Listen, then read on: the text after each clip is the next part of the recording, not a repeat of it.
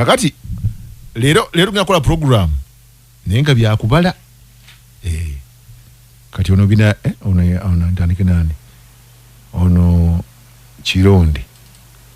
Can you see yourselves having to employ the death sentence, for example? If the law demands a death sentence, he should be tried like any other person. Of course, President Amin's predecessor, Dr. Obote, must have been looking forward to this day for all the 8 years that he's been in exile here in Dar es Salaam. What sort of future do you think he can look forward to? I'm sure that he's going to share with the rest of... Dobozi livumberamu. Tuja diterezamu kumbawe dobozi li clear. Nache mbadde njaga obaletera ne dobozi li stere bulungi. Njaba wenchabi na Aisha mbawe kone njamuza Chironde lulencha. Wa uchimanya okwogera kuna dobozi. Temuli wuli ya bulungi. Katugende wa Kizza Besigye. Na ye waliwo chenyaga muwulirize. Yes, I have sacrificed and suffered the last 20 years or so. But I can tell you that suffering and sacrifice is nowhere compared to what I sacrificed under NRM. I left my job. I was earning over $1,000 per month in Nairobi. I left the job. I had a fiancé. We were planning to wed. I never saw her again. And went and suffered. No food, no clothes, you under rain, the sun, the mosquitoes, the what. You are walking with luggages up and down, crossing lakes, doing all kinds of things, and being hit, real hitting with guns. You are crawling under bullets and so on. That's why whenever you hear me talk, I say, God is good. But as soon as where we were fighting to go, I saw things start moving a different direction. I said, this is not where we are going. And we, first of all, of course, tried to fight over NRM. Yes, we tried to fight over NRM, saying, no, you can't do this. And here it was very clear that they are. Kakati, Rockie wawuliriza omusajja oyo ayogeza bulumi. Kituufu. Balu mwensiri yalina mukazi we nga bateekateeka na kuwasa. Teyaddayo mulaba. Yaleka emirimu gye. Naleka emirimu gye girimu bamusasula $10,000. N'agireka. N'agenda. Nina kyendeeta. Kakati Besigye omudde bw'ayogera. Owulidde Besigye ng'ayogera? Yes. N'abawuliza bamuwulidde? Yes. Kankuleetere bwanika. Manyi njaga mwawule. Kana akantu nabagambye nti kakwetaagisa okukategeera ennyo. Kabagezi bokka. Kati kankuleetere bwanika. Nda kukkiriza amajiga akamunye kwalulira mu nkoko zaffe. Project gye tuliko bannayuganda bonna bagimanyi. Ne Kano Kizza Besigye ne banne. Uganda erinze ekigambo kimu okuva mu kamwa kammwe. Nti owagira Bobi Wine. Nga owekitiibwa Ssemwogere bwe yakuwagira. Bannayuganda balinze ekigambo kyo baduumire okuwagira Bobi Wine. Nga Ssebaggala bwe yagamba abantu bonna nti Haji alagidde naawe eragira bannayuganda bonna abawagizi bo omuntu aliko kati bamuyita Bobi Wine. Kye tukusuubira okukola tetusuubira muntu yenna kuleeta amajiga akamunye mu nkoko zaffe. Ana ne mukulu Kyagulanyi nabyo kambi babuli biri bisatu. Ekisooka nze sirya bisiyaga siri biwagira ate bikanira ye muntu omwoyo zavudde obwanika nze nalese basema ne banyabo ekyandeese wano simwe mwampise no temwampise nazze kubategeeza nti enough is enough. Ekizibu kya Uganda bali abantu babiri. Buganda bagala bitiibwa bawerekera balala basapota b'abantu balala bo ebyokulembera tebabifaako. Koma kati wuliriza njaga mutegeere ensi eno wulira nze sirya bisiyaga siri yakabyogere bino bipya entebe z'otuddeko zavudde obwanika basema ne banyabo ekyandeese wano simwe mwampise no temwampise nazze kubategeeza nti enough is enough. Ekizibu kya Uganda bali abantu babiri. Buganda bagala bitiibwa bawerekera balala. Komao. Kati wano omugezi akitegedde.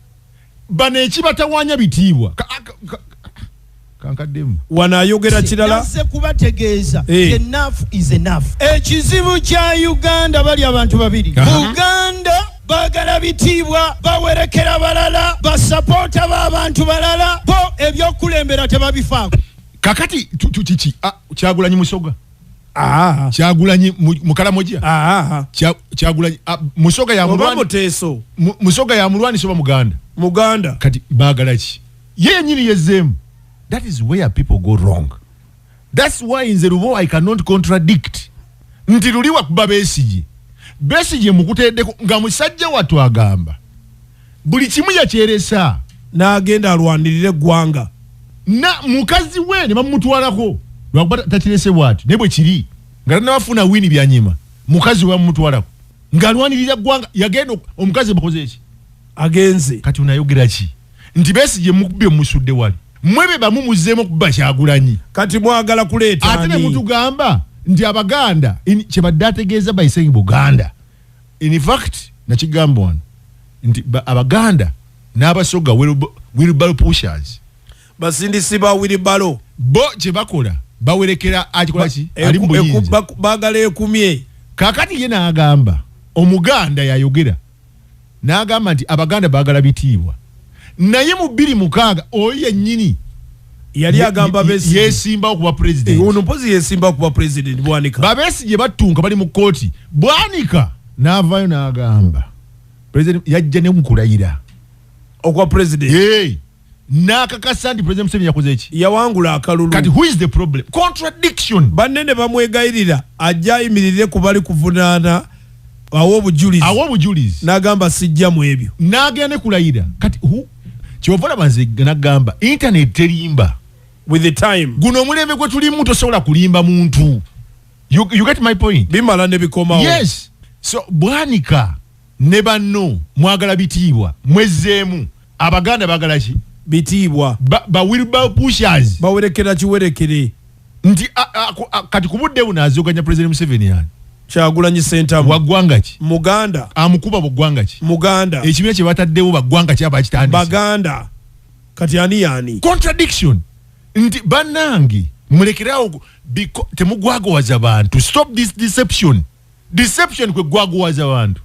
that's why last time when I was talking to you here nakugamba nti NRM abakoledde NRM basiimibwe olinga abadde mu NRM ebbanga akoze you cannot attack Kizza Besigye who sacrificed yadde tali mu NRM naye gwe buli kaseera buli gwe mutuleetera ne muleetera ne muddukayo ne mutugamba mwogera biki kati tuli kuono this man abadde ne consistency tazikiza kaliro tazikiza kyovola banze nagamba abantu nti never olaba president Museveni omulaba owulidde omusajja ng'ayogeza bulumi onaasoose yes kakati golowooza mmwe Babwanika mugenda kumukyusaako ki aba takyabiwulira ng'alina banne be yali nabo ne mu nsiko mwe muzze na bitiibwa by'amasuuti ontegedde kyetegeeza nkiraba why attack this younger man why kakati bwe twogera bwe tutyo nti we want serious people mu politics mu Uganda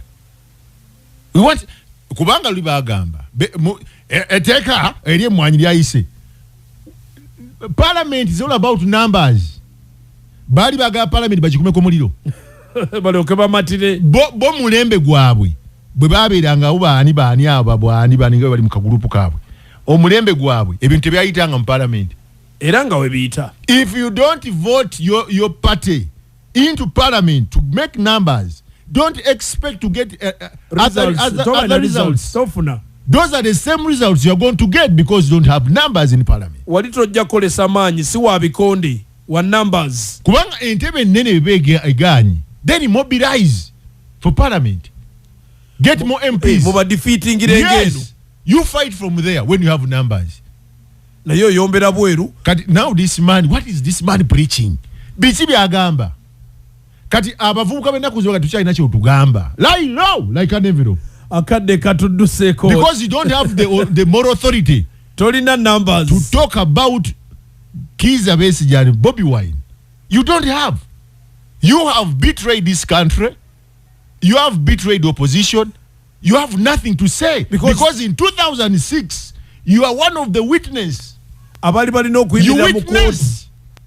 You are supposed to go in court as a presidential candidate and say President Museveni stole votes. Naye nacho kyakulema. Over rigged elections. Abasajja n'obaleka bokka. You went to Kololo and endorsed him.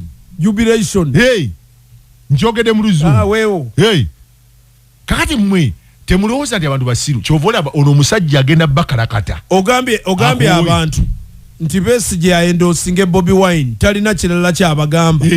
Tebasuula kijanjalo kibi mu nnimiro yammwe. N'okyusa ate ebigambo. Nze sisobola kuba mu pate y'abasiyazi. kati oyagala ki kati wali okimache ku misiyazi akadde katukutte pain aid capsules atuyamba ng'omugongo gukuluma binywa bikuluma omutwe